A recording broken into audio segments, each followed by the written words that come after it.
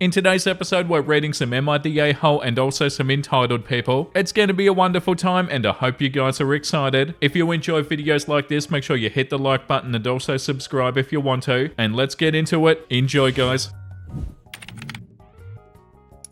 Am I the a-hole for telling my neighbour to grow up and get a life and get the hell over the fact that I painted my house a colour that he doesn't like? I bought my house in a community without an HOA. I wanted my home to be my home, and that includes making it look the way that I want it to. I also chose a neighbourhood that already has fun, colourful houses instead of just plain earth tones. I finally got to the point where I could repaint my house. I picked a soft peachy colour with sage blue and soft and dark pink accents. Fun and colourful without being too out there. I think if you Google coolest blue sage peach, you'll see a similar colour palette. My neighbour Paul freaking hates it and has been complaining since we started the project. He also made his opinion known that he hates our front lawn, lots of wildflowers and sunflowers and fun garden flags and a little free library. Each and every time I've told him that I don't care. Truly, I don't. And I have suggested a few times that maybe he'd be happier in an HOA community that has control over everything and forces people into having earth-toned homes. Paul got angry when I suggested that and said that he's lived in his home for 15 years and shouldn't have to move. I told him, okay, well, you'll have to learn to live with a little bit of colour. Last weekend, I was putting in pavers that my niece and I had painted together. They're all things like ladybugs and turtles and birds in fun colours. I adore them, and my niece is so excited that she gets to be a part of my home. Paul came over to complain yet again, saying that it was all an eyesore, and my niece was here, so I just told him, it's time for you to grow up and get the F over what I'm doing with my house. He got even pissier and told me that I have no right to talk to him this way. Do I know who I'm talking to, etc. I told him to just go away and get an effing life. He has so much free time to complain and moan about a colourful house. Maybe he should get a hobby. He stormed off calling me a nasty piece of work. My niece was cracking up on the side. For the record, nobody in my family is uptight. We really don't care about cursing. I know some people still clutch their pearls over it around kids. She's 15, but I'm sure she says worse. Anyway, one of the other neighbours came to tell me that he's been flapping his yap about how disrespectful I am to talk to him like that. She told me that she knows he's a pain, but that he has been in the neighbourhood forever and it's worth being nice to him. I don't know, is telling him to get a life that big of a deal? Am I the a-hole? No, of course you're not the a-hole, OP.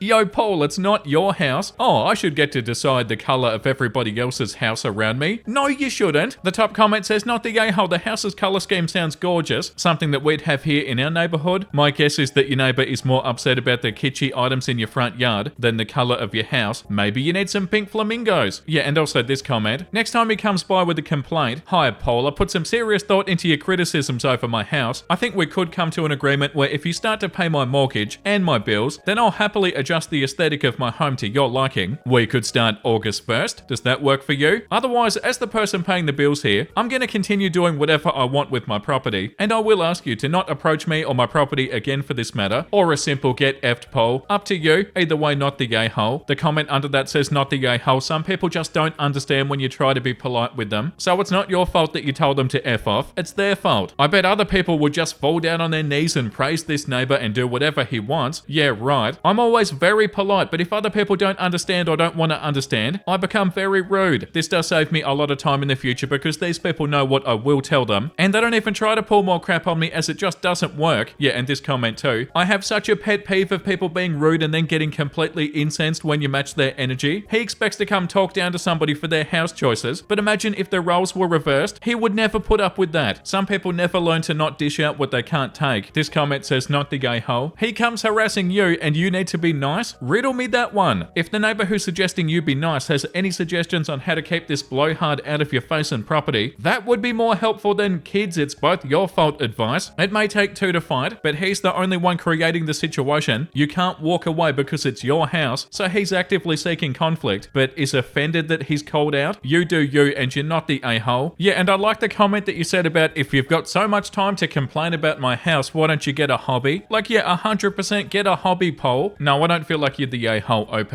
Story number 2. Am I the a-hole for cancelling my wedding after finding out that my fiance's ex is invited by his family? I, 27 female, and my fiance Alex, 30 male, have been engaged for a year and we're planning our wedding for the end of the summer. Everything was going smooth until a couple of weeks ago when Alex's family dropped a bombshell. Alex's family is very close-knit and has always been involved in our wedding planning. Recently, I found out that they've invited Alex's ex Sarah, 29 female, to the wedding. Alex and Sarah were dating for about 5 years and broke up 2 years ago. They're still on good terms, but I was never comfortable with the idea of her being at our wedding. When I brought this up to Alex, he said that it's a family tradition to invite former partners if they're still friends, and that it would be rude to exclude her. He insisted that it's no big deal and that Sarah is just a part of their extended social circle. I tried to explain that having Sarah at the wedding made me feel uncomfortable and undermined the significance of the event for me. Alex's response was that I was being unreasonable and selfish for not considering his family's feelings. He argued that it would cause unnecessary drama if we uninvited Sarah now, and that we should just focus on enjoying the day. I couldn't shake the feeling that this wasn't just about inviting an ex, but also about my place in Alex's life and whether I was truly a priority. After a lot of back and forth, I decided that I couldn't go through with the wedding under these circumstances. I cancelled the venue and all the plans that we made, explaining to Alex and his family that I couldn't commit to marrying somebody who wasn't willing to respect my feelings about such a significant issue. Now Alex and his family are furious with me. They believe that I'm overreacting and that I should have been more accommodating. Why though? It's OP's wedding. Some of my friends and family think I did the right thing, while others feel that I might have acted too impulsively. So am I the a-hole for cancelling my wedding after finding out that my fiance's ex was invited by his family? Edit, wow guys, I never expected this post to blow up the way that it did. I'm trying to respond to as many comments as I can, but thank you for all the unwavering love and support. Yeah, I don't like this family. What sort of stupid tradition is that? And what's Alex doing? No, you're not the a-hole, OP.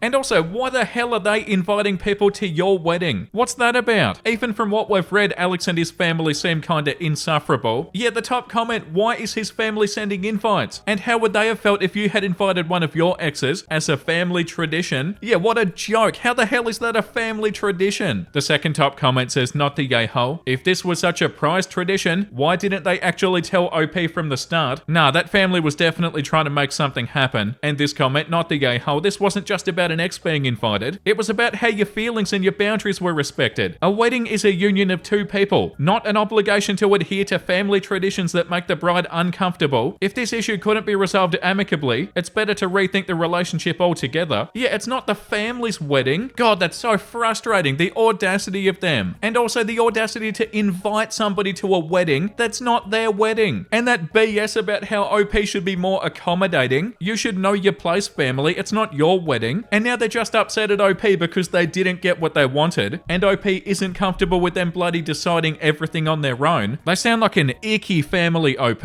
Yeah, this comment too. I was being unreasonable and selfish for not considering his family's feelings. Said while Alex and his family do not consider your feelings. Not the a-hole. Yeah, Alex and his family quite obviously don't care what OP feels. But also, like that comment said before, it's not even about inviting the ex. Like, yeah, they might be on good terms and that's all well and good. And yeah, of course, they could go to the wedding and everything would be completely fine. The issue is him not backing up his own partner and him and the family completely disregarding OP's feelings, especially after OP said that they weren't comfortable with it. Like the family thinks they get to control the wedding or something. They've been so disrespectful to OP. Yeah, this comment too. All the talk about her being inconsiderate of other people's feelings is incredibly rich. We haven't considered your feelings at all, but asking us to consider your feelings. Oh, you aren't being very considerate of our feelings. Jesus, those people sound like a nightmare. Honestly, just the fact that his family is inviting people makes me want to gag. This is your wedding. Yeah, and the comment under that, it's literally the first decision you two will make as a married couple, and he's already choosing his family over you. That's not a good sign. I think I saw maybe 2 or 3 you the a-hole comments calling OP a bridezilla and being immature about the ex thing. But the way I read it, it's not even really about the ex thing. It's about how disrespectful and insufferable Alex and his family are being. And yeah, definitely seems like you're not the a-hole, OP. The next one's called, am I the a-hole for buying my sister's dream house? My 27 female, wife 30 female, and I recently closed on a dream house, and it has the family torn. Years ago, my grandparents owned the family home, but when they died unexpectedly with a lot of medical debt and expenses, our family had to sell their house. It was heartbreaking and sad, and I decided as a small child that one day I'd buy the house back. I shared those dreams with my sister. I met my wife when I was 18 and she was 21. Her parents owned a small rental that they allowed her to live in rent-free, just paying for the expenses. She invited me to live with her a year into our relationship, and we got married a year after. I told her about my dreams of owning my grandparents' house, and she fully supported me. We began putting large amounts of money back for a down payment in the hopes that the house wouldn't go on the market before we could afford it. Because we didn't pay rent and we both had good jobs for our age and the economy that we lived in, we were able to put back a very large sum of money. My in-laws also offered us a sum of 75 grand for the down payment, and in total we put back about $185,000. About 20 years after my grandparents passed away, their house finally went back on the market at a massive price. The house itself is huge with 6 bedrooms, a large lakefront estate, and several features including a pool and a small guest house. We knew that this house would have a huge price tag, and we skimped and budgeted for 9 years to afford my dream house. My sister was also house shopping at the time, but with a much smaller budget. Her and her husband have children and student debt and rented for the past several years, and they weren't able to put back money the same way that me and my wife were. When our grandparents' house went on the market, I sent the link to my sister and said that we were finally getting our grandparents' home back in the family. She was super excited and said as much, and that was that. My wife and I moved forward visiting the owners and real estate agents, having it inspected, and made an offer. They accepted it, and we were absolutely over the moon. During this whole process, my sister kept saying how excited she was to have the house back in the family, and how nice it'll be for her children to know this house and grow up in it like her and I did. Our grandparents' house was the location of every birthday, holiday, gathering, and reunion, and my wife and I planned on making it that way again, which was why what my sister said didn't raise any red flags. Weird that she'd phrase it that way, but not concerning. We had a barbecue at my parents' house to celebrate the final closing of our house. During the dinner, my mother-in-law offered to kennel our dogs while we were in the stages of moving to keep things easier and to keep them safe. And that was when my sister piped up. She asked why our dogs needed to be watched when the real issue was her kids. My wife asked what she meant, and she said that her kids will need more supervision than our dogs, and that she was confused as to why we'd be so busy that our dogs needed watching. I told her I was the one confused. I didn't know that she was helping us move, and that if her kids couldn't reliably be left to their own devices, then she absolutely did not need to help us pack. My sister proceeded to ask why my wife and I would be packing. I told her the obvious: we just closed in on a house. For length reasons, I'll leave out a lot of the back and forth, but here's the gist of it. My sister had it in her head that we were buying the house to either A, rent to own it out to her family, or B, transfer the title to her name and have her pay us back in time. What? Yeah, that's literally what she was thinking, despite us never discussing anything like that even once. When I told her that was not happening, my sister threw a fit. She was pissed because this was her dream too, and that it wasn't fair that only one of us could live in it, that since she had children, they deserved to grow up in the family home, and what did my wife and I even need all that space for? My wife told her that it isn't the family home anymore. It wasn't left in a will. We purchased it, and now it's our home, and we decide what we're going to do with it. My sister told my wife to shut up and that she had no say in this family discussion. Oh my god, that's so bad. It's not your sister's house. That's such an entitled and awful thing to say. Oh, shut up, you have no say in this family discussion about the house which is yours. I informed my sister that if she spoke to my wife that way again, we wouldn't be having any kind of contact with her anymore, that she doesn't get to assume that we're giving her a house and then throw a hissy fit when she's put in her place, and we left. My in-laws spoke to us on the matter a few times, but all told us that we were in the right and that my sister was very out of line. I assumed that everybody would agree, but if they did, I wouldn't be on this thread. I got texts and voicemails from my parents saying that we were out of line for threatening my sister. They told me they were disappointed in me for taking my sister's dream from her, and that I don't have kids so I can't understand her want to provide them with a good home and childhood like she had, that it's only fair that we set up a way to give her the house.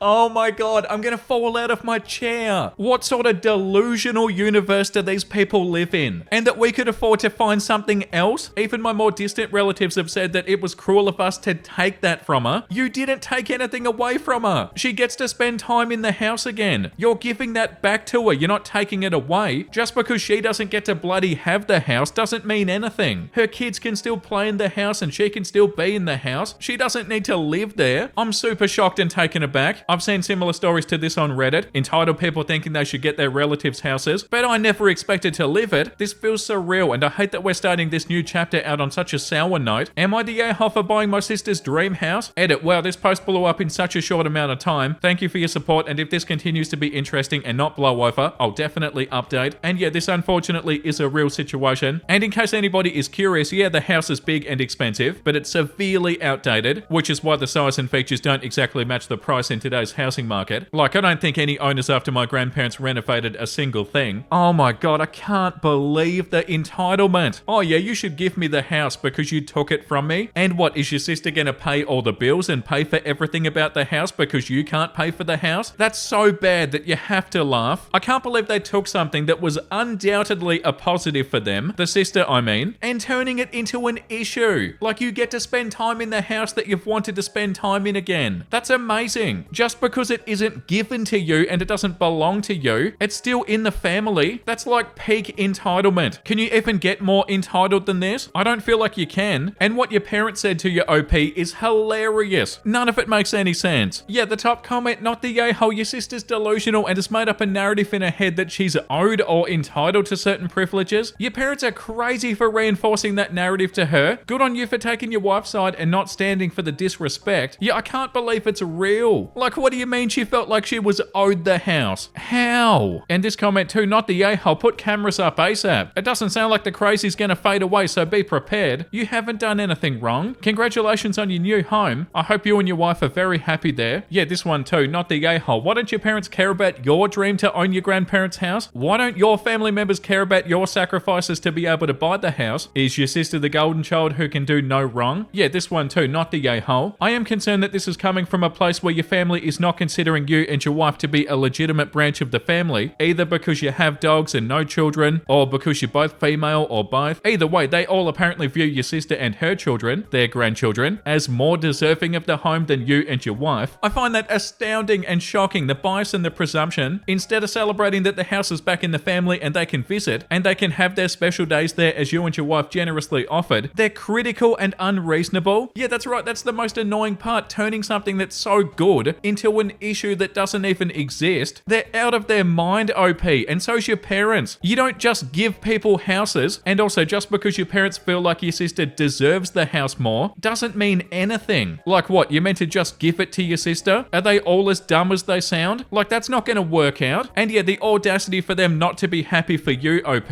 Yeah, this comment, what a completely bizarre family that you have. Yeah, and it's hilarious that they feel like they're right about this too. Yeah, also this comment, you didn't buy your sister's dream house, you bought your dream house. The fact that she's that entitled to think that you'd budget and save everything possible for 10 years just to give her the house is borderline insane. Yeah, and also not just OP saving, OP's partner too. If she wanted it, she would have made the lifestyle changes to be able to afford it. Not the a-hole. It's a shame that your family are acting how they are, but you haven't done anything wrong. Enjoy your new home. Yeah, I can't get over this. OP said in the comment somewhere that the house was a little bit over 800 grand. Like, imagine doing everything you need to do with your partner to buy a house that's over 800 grand and then have your family members think that you should somehow give it to your sister and they don't realize how ridiculous what they're saying is. Okay, we have to move on. Guys, you have to let me know down below what you think about this. Story 4. Am I the a-hole for exposing my friend's affair to her husband? I, female 25, have been friends with Sarah, female 26, since we were in high school. We've been through thick and thin together, and she's practically like a sister to me. Sarah's been married to John, male 28, for 2 years, and they seem like the perfect couple. I always envied their relationship, and I hope to have something like that one day. A few months ago, Sarah started acting strange. She was secretive, always on her phone, and frequently lying about her whereabouts. I brushed it off as stress from work or maybe something that she wasn't ready to share yet, but then I found out the truth. Sarah was having an affair with a co-worker, Mark, male 30. Disgusting. I stumbled upon this by accident. One night, Sarah left her phone at my apartment after we had a girls' night. It kept on buzzing with messages from Mark, and when I saw the explicit content of their conversation, I felt sick. I confronted Sarah about it the next day. She broke down, admitting everything. She said that she didn't love John anymore, but was too scared to leave him because of financial stability and fear of judgment from her family and friends. I tried to convince her to end the affair and either work on her marriage or leave John, being honest. She promised that she would, but weeks went by and nothing changed. Sarah continued her affair, and I couldn't stand seeing John being deceived. He was a good guy who genuinely loved her, and he deserved to know the truth. After much internal conflict, I decided to tell John. I met him at a coffee shop, explained everything, and showed him the messages. John was devastated, and I felt like the worst person in the world for being the bearer of such terrible news. He thanked me for telling him and said that he would handle it from there. The fallout was massive. John confronted Sarah, and their marriage fell apart. Sarah was furious with me for exposing her secret. She called me a traitor and ended our friendship. Wow, you're a traitor? Our mutual friends were divided. Some thought I did the right thing, while others believed that I'd overstepped and ruined lives. Oh my god, who the hell thinks that? You didn't do anything. Sarah's the one cheating. Now, months after Sarah and John are divorced, Sarah moved in with Mark, but their relationship is rocky. John's trying to rebuild his life, but is understandably still hurt. As for me, I've lost one of my closest friends, and I'm left questioning if I did the right thing. So am I the a-hole for exposing my friend's affair to her husband? Yeah, the top comment. You're an a-hole for all of these things that I've done. Oh crap, wait a minute, that doesn't make sense. The comment under that says, it seems like OP's former friend not only blames OP for the mess that she created, but delusionally believes that John would not have found out anyway. It might have taken a little longer, but with how careless Sarah was, He would have figured it out eventually, or somebody would have told him. Yeah, that's so embarrassing. And we see that so much with cheating partners on here. Like in that last episode where that person had an affair for years and had an affair on the person they were with before that, but they're blaming everybody else for their own actions. Like there's a real lack of accountability. And yeah, like that comment said, blaming OP for the mess that she created, and the friend saying that OP is ruining their life. OP isn't the one that had an affair. The second top comment says, I wish my ex-wife's friends who knew and who I thought were my friends also would have told me. Not the a-hole. Cheaters aren't friends worth keeping. Yeah, Sarah's only thinking about herself. John was obviously grateful that you told him OP,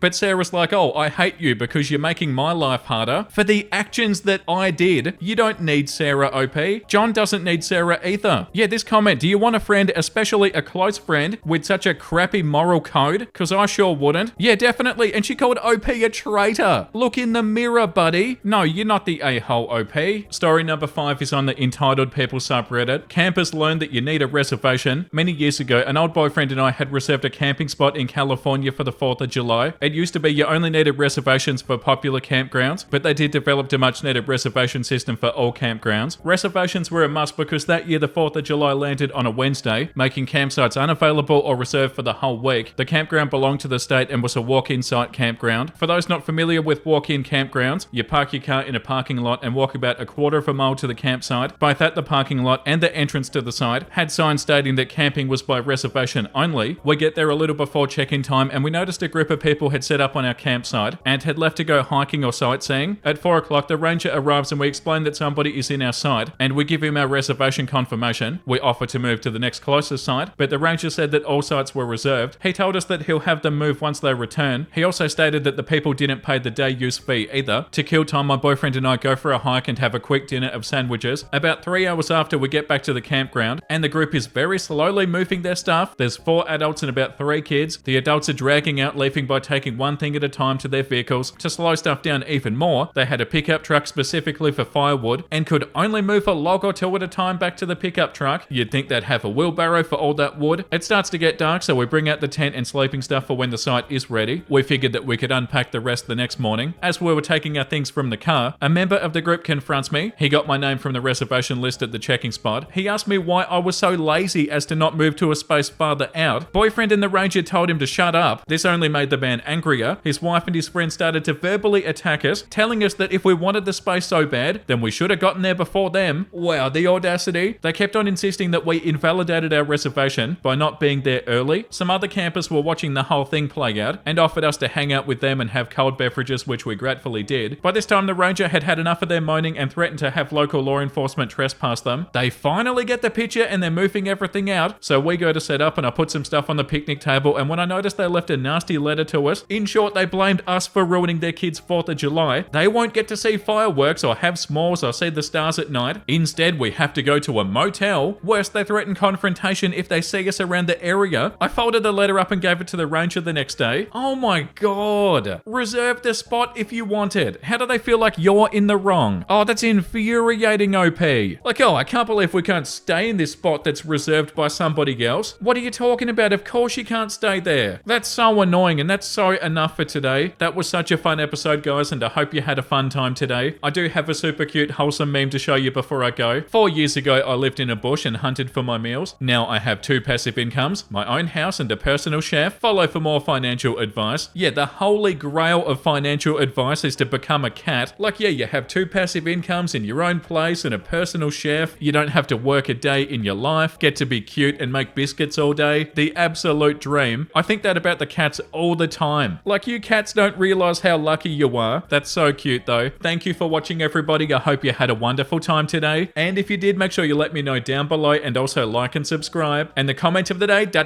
goes to Kath Redmond. When you mentioned Peter Griffin, it reminded me that we haven't seen a Simpsons clip in forever. Yeah, I know, I was thinking about that the other day. I genuinely feel bad about it. I'm gonna try to remember to put them in the episodes. I can make up for it by putting in a funny Simpsons clip right now.